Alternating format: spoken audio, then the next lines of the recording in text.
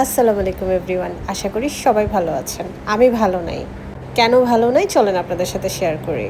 আজকের মেনু আশা, ভরসা আর অপেক্ষা। চুলায় গ্যাস নাই, তাই রান্নাও নাই। হাঁড়ি বসিয়ে শুধু তাকিয়ে আছি যদি হঠাৎ করে গ্যাস মামা এসে হাজির হয়। পেট বলছে খাবার দাও, চুলা বলছে আগে গ্যাস আনো। গ্যাস আমি কোথা থেকে আনবো? আজকে আমি শেফ না, শুধু দর্শক হয়ে বসে আছি।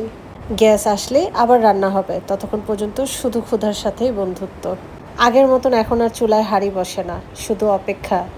রাতের পর রাত জেগে অপেক্ষা করেছি। আর দিনের বেলা তো কথাই নেই, গ্যাসের কোনো খবরই নাই। কতবার যে চুলায় হাঁড়ি বসানো হয়েছে, কিন্তু গ্যাসের কোনো খবরই নাই। পানি ফুটবে তো দূরের কথা, হাঁড়িটাও বসে বসে অপেক্ষা করতে করতে ক্লান্ত।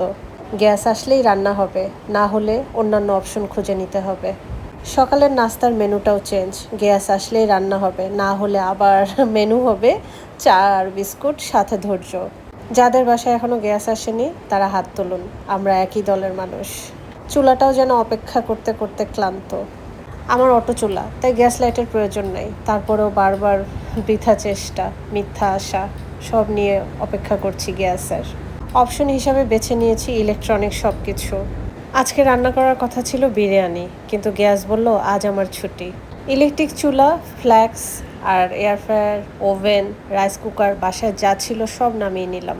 বিদ্যুৎ বিল দিতে দিতে একদম ফকির হয়ে যাওয়ার অবস্থা। আজকের মেনু ছিল বিরিয়ানি, কিন্তু গ্যাস বলল আজ আমার ছুটি। নিজেকে খুব বেশি অসহায় লাগছে, কিছু করার নেই।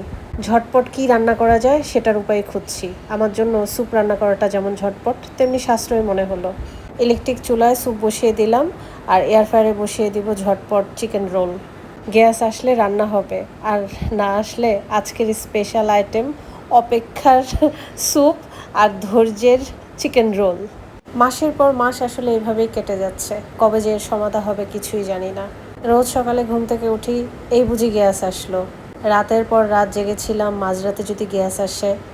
না রাতে গ্যাস আসলো, না দিনে। ধৈর্যের বাঁধ ভেঙেছে অনেক আগেই, এখন শুধু ঝটপট খেয়ে বেঁচে থাকতে হবে, সেরকম কিছুরই আয়োজন। আপনারাও কি আমার মতন কঠিন সময় পার করছেন? অবশ্যই জানাবেন। আল্লাহ হাফেজ।